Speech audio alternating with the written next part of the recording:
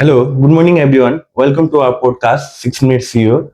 Today we are joined by the co-founder and director of the Khalti, Amit Agrawal Dai, one of the key person behind the digital payment revolution in Nepal. Namaste. Welcome Dai, welcome to Dhangadi. My pleasure. अब क्वेसनबाट सुरु गरौँ हाम्रो format पनि एकदम सानो भयो हुनाले so first question is being a CEO is about making difficult decision, right? Was the one decision that completely changed the trajectory of the Khalti? In fact, starting Khalti in itself was a very difficult decision. Before Khalti, we were doing Sparrow SMS. We started Janaki Technology in 2007 and we launched Sparrow SMS in 2010, right? 2017, we started Khalti and we were inspired by the revolution in the nearby countries, right? If you see, India demonetization happened in 2010 and everyone was, we used to regularly see Paytm ads on IPL matches and everything, and China, Alipay and WeChat Plus was like doing great, like Alipay and WeChat, right? But for Nepal, we had no idea. We were just mere few IT students, did our first startup, and we didn't know what it takes to build a mass product like Khalti. Yeah. But one thing that helped us take this decision was our past experience, our team, and the fact that we started from scratch without any other knowledge. So believed in that team that we can really do this. We didn't know how much money it's going to take. We didn't know where the money will come from.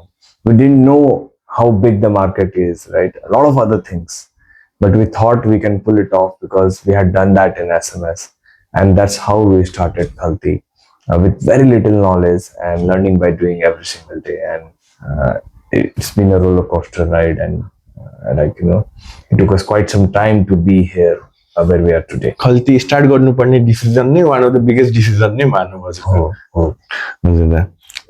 If a 22-year founder come to you with an AI startup today, what would you make you invest your time before your money? The first few lines that you said is interesting, that AI startup.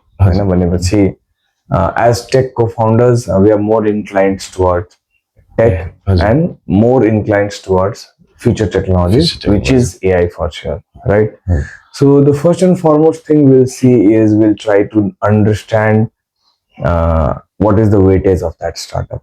कति मान्छेहरूले अहिले के गर्छन् भने rapper मात्र बनाएको हुन्छ. Rapper भनेको चाहिँ ब्याकग्राउन्डमा कुनै एउटा क्लाउडको एपिआई अथवा ओपन एआईको एपिआई अथवा कुनै एपिआई युज गर्यो र त्यसमाथि चाहिँ एउटा इन्टरफेस बनाएर I have build a great AI startup भन्छ हैन. तर you are fully dependent on those open models and it's just that you are giving an interface. So as a tech person, हामी tech audit चाहिँ गर्छौँ first thing. Second चाहिँ हामी के पनि हेर्छौँ भने त्यसको usage, are people willing to pay for this or not?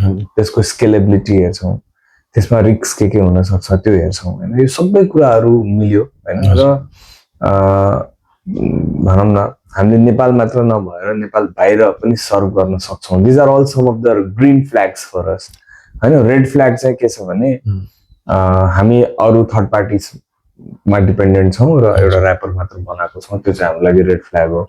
अर्को फाउन्डर्सहरू फुल टाइम कमिटेड हुनुहुन्न, कहीँ जब गर्नुहुन्छ, पार्ट टाइम बनाउनु भएको छ अनि they are not very serious हुन्छ नि. पैसा नभए पनि म यसैमा लाग्छु भन्ने छैन, पैसा भयो भने लाग्छु भन्ने त धेरै हुन्छ हैन. So that is another red flag that we see हैन. त्यसपछि प्राइसिङ मोडलहरू क्लियर छैन, कसलाई कतिमा बेच्ने. In fact if there is some traction already हैन, चाहे थोरै किन नहोस्, there actual paying customers, that is a big green flag. यो सबै फ्याक्टर्सहरू हेरेर चाहिँ वी मेक डिसिजन्स हैन. अनि त्यो डिसिजन मैले एक्लैले गर्ने होइन, हामी जुन को फाउन्डर्सहरू छौँ हैन, हामी धेरै जसो कुरा सँगै मिलेर गरेर आउँछौँ. किनकि सबैको स्किल फरक छ नि त. टेक्नोलोजी हेर्नु पर्यो भने मेरो दुईजना को फाउन्डर ध्रुव र मनिष उहाँहरूले अडिट गर्नुहुन्छ. त्यसको बिजनेस साइड, त्यसको मार्केटिङ साइड हेर्नु पर्यो भने मैले हेर्छु होला. त्यसको अपरेसन साइड मेरो अरू पार्टनरले हेर्नुहुन्छ होला. त्यसरी चाहिँ इभ्यालुएट गरिन्छ र हामी चाहिँ पर्टिकुलरली कुनै सिजन्ड इन्भेस्टर पनि होइन. इन्भेस्टर पनि धेरै थरी हुन्छ कोही चाहिँ फाइनेन्शियल इन्भेस्टर्स हुन्छन् हैन लाइक इक्विटी फन्ड्सहरु हैन VCsहरु they primarily see the books हैन अर्निङ पर शेयर कति छ नेटवर्थ कति छ पेड अफ क्यापिटल कति छ हैन भोलि आइपी जान सक्छ कि सक्दैन त्यस्तो कुराहरु उहाँहरुले बढी हेर्नुहुन्छ हैन कोही चाहिँ स्ट्रेटेजिक इन्भेस्टर हुन्छ अब स्ट्रेटेजिक इन्भेस्टर भनेको चाहिँ सपोज म एउटा इन्डस्ट्रीमा काम गर्दै छु तपाईले त्यही इन्डस्ट्रीलाई फरक पार्ने अथवा त्यही इन्डस्ट्रीलाई कम्प्लिमेन्ट गर्ने केही बनाउँदै हुनुहुन्छ भने म चाहिँ स्ट्रेटेजिक इन्भेस्टर हुन सक्छु तपाईको लागि हामी मिलेर चाहिँ काम गर्छौँ मैले एक्जाम्पल चाहिँ सपोज तपाईको चाहिँ एउटा फ्याक्ट्री छ ल घिउ प्रड्युस गर्ने फ्याक्ट्री छ अर्को एउटा स्टार्टअप आयो जसले चाहिँ घिउको डब्बा बनाउँछ भने they is a direct complement उसले बनाउने डब्बा सिधै तपाईको फ्याक्ट्रीमा पहिला कन्ज्युम हुन सक्छ नि you could be their first client पनि सो त्यस्तो केसेसमा चाहिँ स्ट्रेटेजिक इन्भेस्टमेन्टहरु पनि हुन्छ तर हामी चाहिँ इन्भेस्टर होइन हामी आफै स्टार्टअपको फाउन्डर्सहरु we believe more in people and team हैन सो हामी चाहिँ एकदम हाई भ्यालुएसन गर्दैनौं हैन हामी जनरली चाहिँ ल सँगै मिलेर यसलाई let's grow it together let's scale up together भन्ने माइन्डसेटबाट हामी गरेर आउँछौँ अनि दाइ everyone says like AI will eventually replace the job what's your take on this यस्तो हुन्छ AI ले रिप्लेस गर्दैन कसै हैन AI is not going to replace anything हजुर people with good AI skills will replace people with who do not have the AI skills हैन so it is like जब computer आएको थियो हैन त्यतिखेर मान्छेले ओहो यो कम्प्युटरले त सबैको जब खाइदिन्छ हजुर तर त्यसले नयाँ जब क्रिएट पनि त गर्यो हैन नयाँ हैन भनौं न आजको दिनमा नेपालबाट लाखौं मान्छेले क्रिएटर्स भएर पैसा कमाइरहेछन् हैन रिल्स बनाएर पैसा कमाइरहेछन् भने त्यस्तो जबहरु त पहिला थिएन नि त हजुर बुझ्नु भइरहेछ हजुर सो कम्प्युटर आउँदाखेरि कम्प्युटर जान्नेले कोडिङ गर्नेले अलिकति बढी पैसा कमायो होला हजुर हैन तर त्यसले सबै कुरा रिप्लेस गर्छ भन्ने छैन सिमिलरली AI ले के गर्न सक्छ भने तपाईको 70-80% काम गरिदिन सक्छ हजुर बट मच फास्टर हैन हजुर तपाईको 100 दिन लाग्ने काम 10 दिनमा पनि गर्न सक्छ हजुर तर 100% काम गर्न सक्दैन AI लाई राइट इनपुट दिने काम ह्युमन हो र AI ले दिएको आउटपुटलाई राइट रिभ्यू गरेर हैन त्यसलाई फाइनल फिनिशिङ टच दिने काम चाहिँ ह्युमनको असिस्टिङ टुल्स मात्रै मानौं न AI लाई हजुर अब र्यापिड क्वेशन है त तीनवटा one AI tool you use every week so surprisingly everyone might be surprised currently I'm not using any AI tool this is a very surprising fact I'm just observing few things and I am trying to learn I want to go big on learning first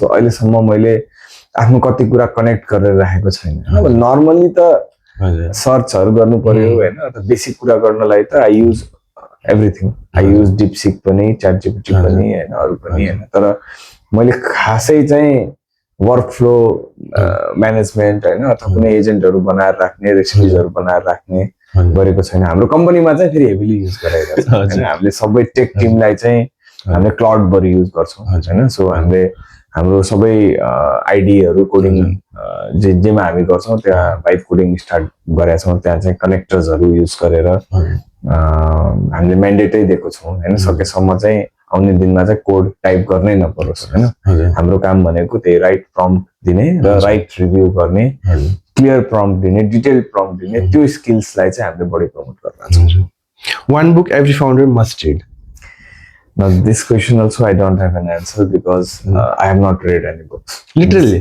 Yes. This is also surprising for all of you, हैन यस्तो हुन्छ कि सबै थोक गरेको हुन्छ भन्ने जरुरी छैन and this is another habit that I regret the most by the way reading is a very very very important habit हैन अहिले मेरो बच्चालाई चाहिँ म हप्तामा 2टा बुक पढ्न भन्छु हैन 6 इयरको बाद 6 इयर्सको छोरीलाई हैन उसको स्कुलले पनि त्यसरी प्रमोट गर्छ हैन हाम्रो त्यस्तो बानी थिएन हाम्रो कहिले पनि पढ्ने बानी थिएन बेलुका चाहिँ यसो किताब किन्यो 2-4 पन्ना पढ्यो भने निन्द्रा लागिहाल्छ हैन सो बुक चाहिँ मैले त्यस्तो धेरै पढेको छैन हैन मैले अलिअलि इकिगाई पढाएको छ हैन त्यसपछि चाहिँ पहिला यो एटोमिक ह्याबिट्सहरु भयो हैन 0 to 1 हरु भयो द एलिफेन्ट क्याचर्स हैन बट मैले फुल्ली मजाले चाहिँ पढेको छैन। अब 0 to 1 गेस गरेर आएको त्यहीबाट आउँछ कि भनेर।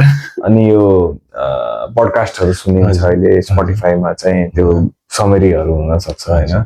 तर मैले गरेको गल्तीहरू चाहिँ मैले अरूलाई चाहिँ नगर भन्छु होइन। म बुक पढ्ने बानी थिएन तर त्यो चाहिँ मैले एकदमै हेभिली रेकमेन्ड गर्छु होइन। वी शुड रिड बुक्स होइन। पछि त त्यो नसा हुन्छ पढ्न थालेपछि त यु विल इन्जोय इट होइन। So this is something I miss.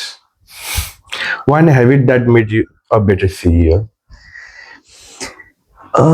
During initial days होइन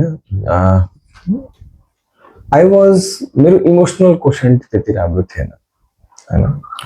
इमोसनल कोसेन्ट भनेको चाहिँ to see things from different peoples lens होइन। आफ्नो लेन्सबाट मात्र हेरेर भएन भनेको एम्प्याथी थिएन। And this is a very very important trait, very important factor होइन। पहिला चाहिँ हाम्रो बानी कस्तो थियो भने काम मात्र थियो क्या बानी। अनि अफिसमा एन्टर गर्यो कि यो भएन त्यो भएन यो काम बाँकी छ, एउटा to do list, output oriented होइन। To do list use to only run in our mind. तर हामीले चाहिँ अरूको लाइफमा के चलिरहेछ, अरूको मेन्टल हेल्थ के छ, इमोसनल हेल्थ के छ, उसको घरमा के भइरहेछ, उसको वेलनेस के छ, त्यो कुराहरू सोच्दैन थियौँ। अहिले पनि 100% नै सोचिन्छ भन्ने छैन तर त्यो नजरिया त्यो पर्सेप्सन नै थिएन। अनि त्यो चाहिँ काम गर्दै जाँदा इट टुक सम इयर्स किनकि मान्छेको एउटा कोर नेचर त्यतिकै चेन्ज हुँदैन। तर त्यसपछि चाहिँ you become a better leader. So leadership cannot come without compassion and empathy, or emotional intelligence is very very important जस्तो लाग्छ मलाई। Last question da hai. What's one hard truth about Nepal's startup ecosystem that founders privately agree but rarely say public? See, the hard truth is that the market size, if you consider Nepal only as a market size is small. It's not small just because the population is small because the per capita is also small, right? And because of that, there are like other challenges also, like there are slow government processes and a lot of other ecosystem challenges. अनि यस्तो कन्डिसनमा चाहिँ नेपालकै लागि take प्रडक्टहरू बनाउनु चाहिँ challenging नै छ हैन। इफ यु सी नेपालको सबभन्दा ठुलो टेक प्रडक्ट कतिवटा छन् त भन्यो भने you can count in your hands हैन। स्टार्टअप्स त धेरै छन् तर if I ask you send me the apps which serve millions of user, not just million download but millions of users are using it, you can count in hand हैन। ल वालेटमा दुईटा होला हैन। अब फुड डेलिभरीमा पनि त्यस्तो भवालै छैन भनौँ न, छैन के। जस्तै हामीले इन्डिया भन्दा बित्तिकै दिमागमा जोमेटो आए जस्तै हैन, छैन नि त। अब यो पात्रोमा अलिकति हाम्रो पात्रोले नेपाली पात्रोले राम्रो गरेको छ हैन। अनि अब आइएसपीमा वर्ल्डिङहरूको एप होला। अब आइएसपी टेलकोज यिनीहरू त अलग लिग भयो नि त हैन। सो राइड सेयरिङमा पनि नेपाली स्टार्टअप टुटलले गर्न सकेन हैन। सो एकदम धेरै छैन नि त, किनकि प्रडक्ट बनाउन नेपालबाट गाह्रो छ। प्रडक्टमा धेरै खर्च लाग्छ, टाइम लाग्छ, पेसेन्स चाहिन्छ र त्यो लेभलको रिटर्न आउन एकदमै गाह्रो छ। तर मान्छेको लाइफस्टाइलमा रेडिकल चेन्ज ल्याउने चाहिँ फेरि प्रडक्टले हो, सर्भिसले होइन हैन। एउटा प्रडक्टलाई अहिले वालेटहरू यहाँ चल्दाखेरि अहिले हाम्रो बानी के भएको छ त, फिजिकल वालेट बिर्स्यो भने हामीलाई टेन्सन छैन। त्यो भाटबट्टीमा गएर पेमेन्ट गर्ने मात्र टेन्सन होइन कि तपाईँ चाहिँ यहाँ भनौँ न लोकल किराना पसलदेखि तपाईँ भनौँ न ठुलो ट्रेकिङलाई बडा मालिका नै जानुभयो भने पनि you will find QR codes. त्यो लेभलको पेनिट्रेसन यहाँको वालेटले, यहाँको अपरेटर्सहरूले ल्याउन सक्नु हैन, किनकि यहाँ त्यति ठुलो भिसी इकोसिस्टम छैन। सिमिलर एप नियर बाई कन्ट्रिजमा बनाउन हजारौं करोड रुपियाँ खर्च लाग्छ हैन, किनकि सेक्युरिटी कस्ट, सर्भर कस्ट त उही हुन् हैन, खाली स्केलको फरक हो। But compliance cost, so many other cost छ देयर। ट्यालेन्टलाई रिटेन गर्न सक्नु नेपालमा ट्यालेन्टको कस्ट उही छ। अहिले त ग्लोबल वर्ल्ड हो नि त, ट्यालेन्ट चाहिँ नेपालमा बसेको ट्यालेन्टले बाहिरको काम पनि त गर्न सक्छ भनेको तपाईको कम्पिटिसन त नेपाल मात्र होइन नि त ट्यालेन्ट रिटेन्सनमा एकदम हैन। सो यति धेरै च्यालेन्जेसहरू छन् हैन। अनि सुरुमा चाहिँ हामीलाई के लाग्छ भने हामी यहाँको लागि के बनाउँछौँ।